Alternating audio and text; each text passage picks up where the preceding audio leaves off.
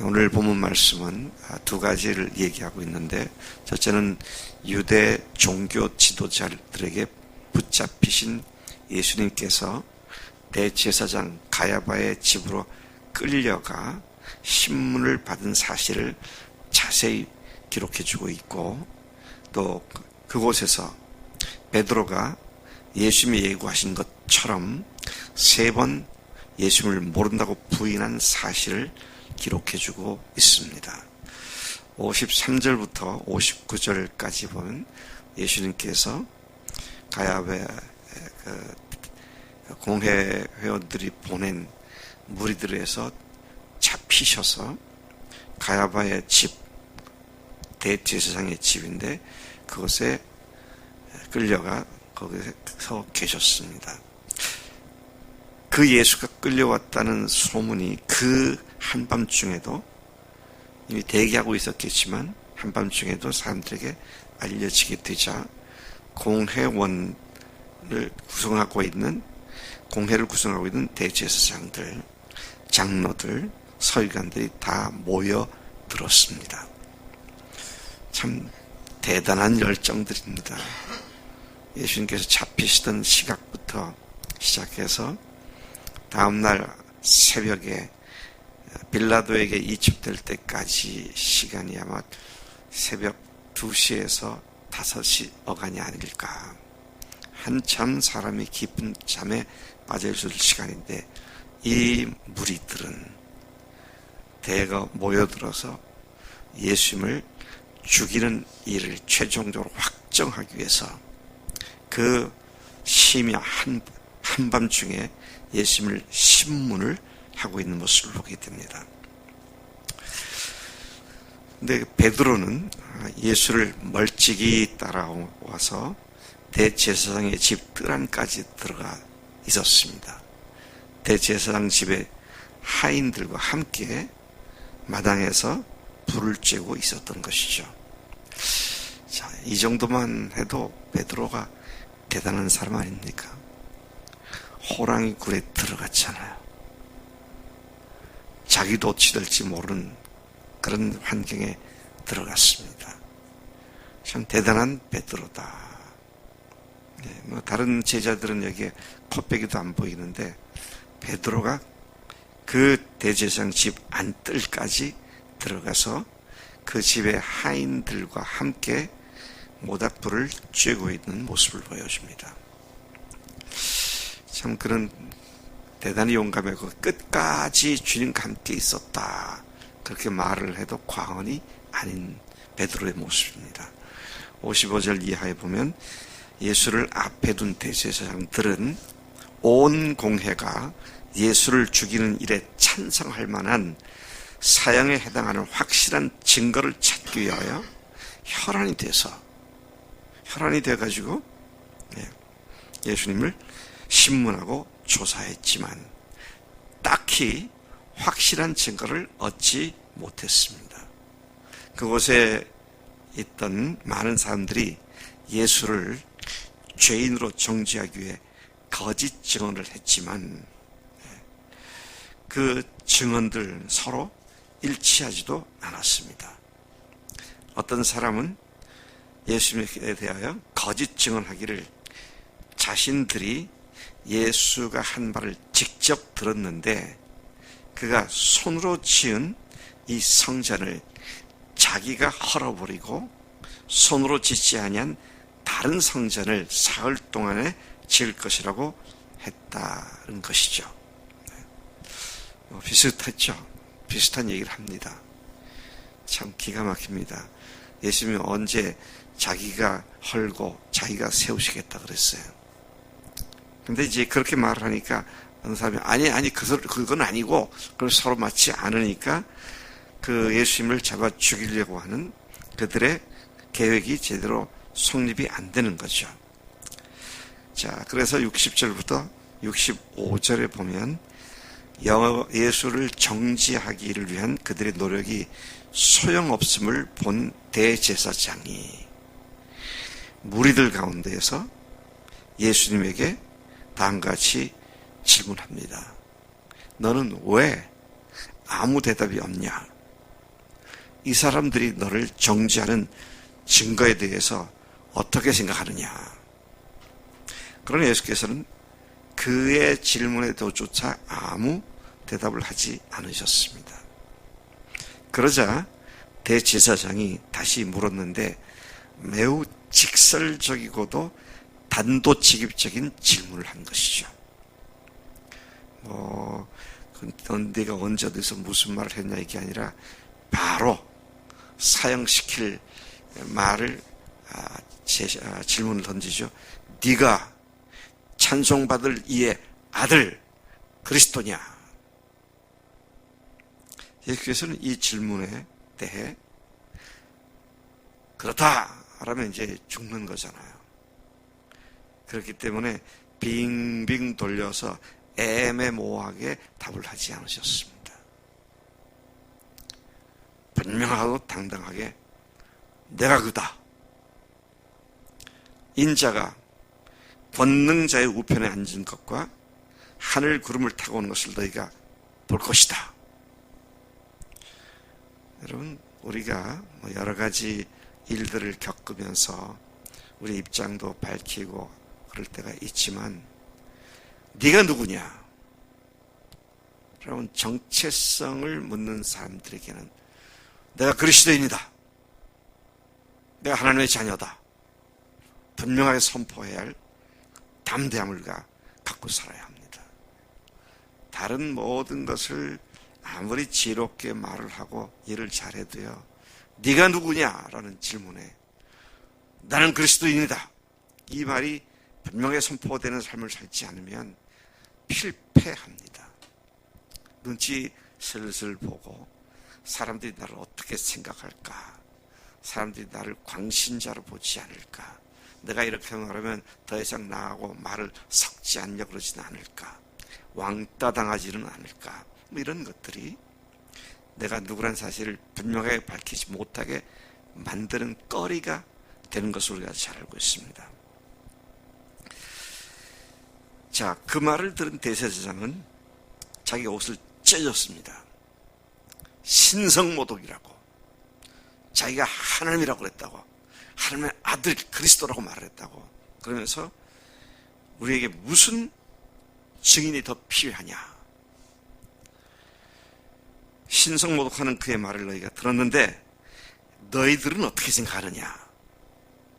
그러자 그들 모두는 예수를 사형에 해당하는 자로 정죄했고, 심지어 어떤 사람은 예수님에게 침을 뱉고 그 얼굴을 가리고 주먹으로 구타했으며, 또 비아냥거리기를 천지의 노릇을 하라 라고 비아냥거렸고, 하인들조차도 손바닥으로 예수님을 후려 갈기는 이런 무지막지한 일을 했습니다. 왜 무지막지합니까? 창조주 하나님을 피조물이 희롱하고 정죄하고 구타하는 일을, 있을 수 없는 일이 벌어졌기 때문이다 하는 것입니다. 오늘도 이런 사람들이 너무 많지 않습니까? 네, 제가 이 말씀을 묵상하다가 떨쳐버릴 수 없는 생각이 마음에 계속 파고들더라고요. 하나님이신 예수님 세상에 오신 일이 보통 일입니까? 하나님이신 예수님이 우리를 위해서 죽으신 것이 그렇게 가벼운 일입니까? 그분이 부활하신 사건이 온 우주 역사를 완전히 뒤바꾸는 어마어마한 사건 아닙니까? 근데 왜 우리는 주님을 그렇게 개떡같이 대합니까? 주님의 죽음이 그렇게 우습습니까? 그렇게 만만합니까? 그렇게 비웃음거리가 됩니까? 오늘 우리의 삶이 그런 것이 아닌가. 심각하게 생각해 봐야 돼요.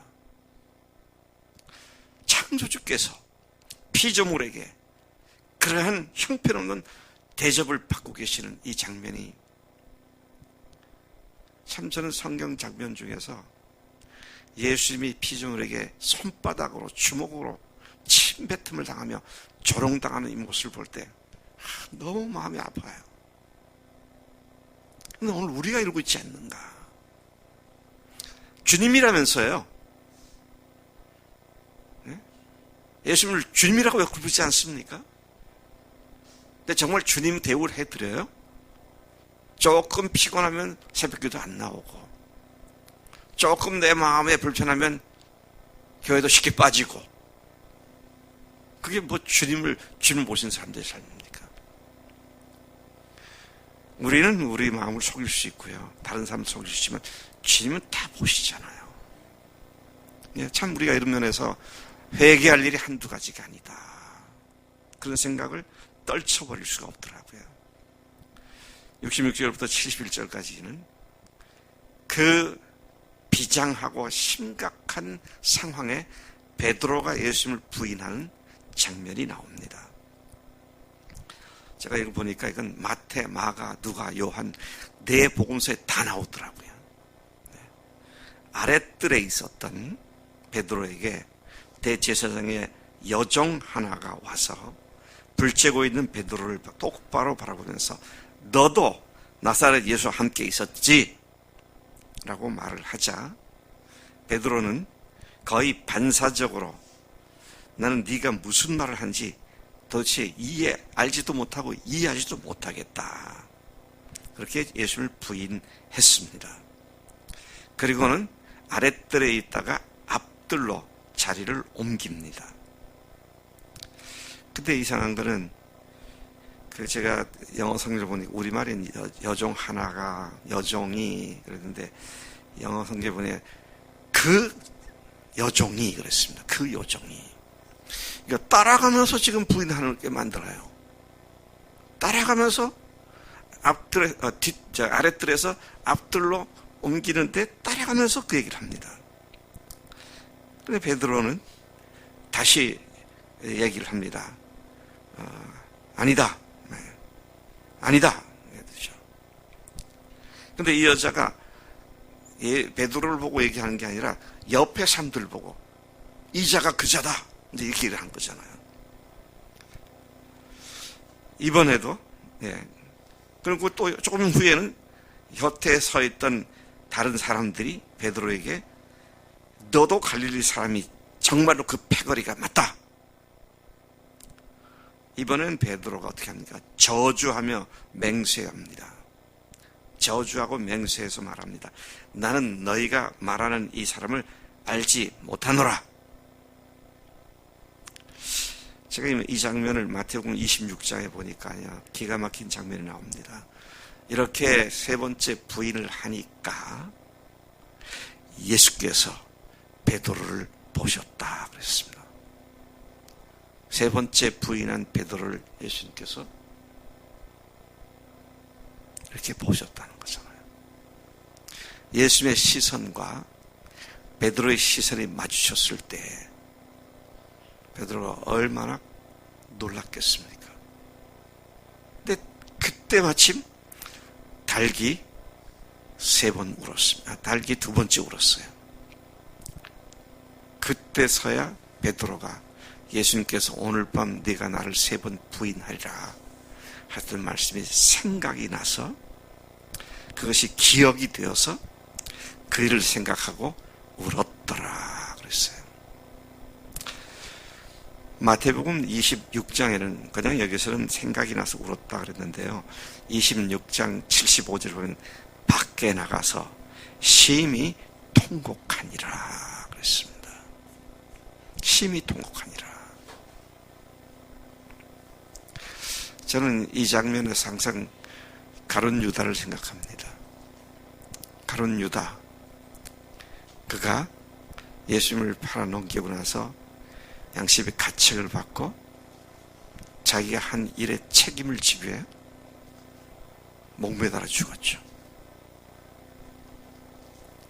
베드로는 잘못하고 나서 깨닫고 나가서 심히 통곡했습니다. 인간적으로 보면 가룟 유다가 더 낫지 않나요? 지가 한 일을 지가 책임지니까. 베드로 지가 책임지고 아무것도 없고 그냥 울기만 했습니다. 여러분 꼭 알아야 할 거는요, 주님과 주님의 일을 우리 인간적인 생각하고 하면 안 됩니다. 어휴 주먹이 운다, 주먹이 울어, 그러면서 그렇게 하면 안 돼요. 주님이 하시는 건데. 주님이 기뻐하시는 것은 각자가 알아서 자기가 책임지는 게 아니고요. 주님을 의지하고 주님께 회개하는 것을 기뻐하시는 주님이신 줄로 믿습니다. 우리가 아무리 결심이 단단한다 하더라도 주님이 함께하지 않으시면 내 의지 갖고 되는 건 아무것도 없다. 이 사실을 생각한다면 우리가 할 일은 내가 내 일을 알아서 책임지는 게 아니라 주님을 전폭적으로 의지하고 잘못됐을 때 그 주님을 의지하지 않았다는 사실을 바라보면서 회개하는 것이 우리가 회복되고 살 길이 바로 거기에 있다. 회개의 중요성을 다시 한번 우리가 생각하게 됩니다. 하나님 아버지, 아침 저희들에게 예수님의 창조주 하나님께서 피조물들에게 참으로 무례하고 참으로 말도 안 되는 대접을 받았습니다.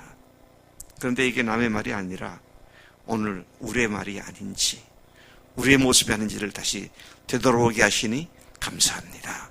하나님, 우리의 남은 생애 동안에 어느 순간도 주님을 우리를 위해서 세상에 오셨고 죽으시고 부활하신 주님을 한순간도 가장 소중한 분으로 여기는 일을 실패하지 않도록 성령님 우리에게 능력과 은혜로 채워주시기를 빌고 원합니다. 베드로와 같이 하나님 주 앞에 회개할 줄 아는 우리의 남은 여생 되도록 역사해 주옵소서. 감사하고 예수님의 이름으로 기도로 삼나이다. 아멘. 아멘.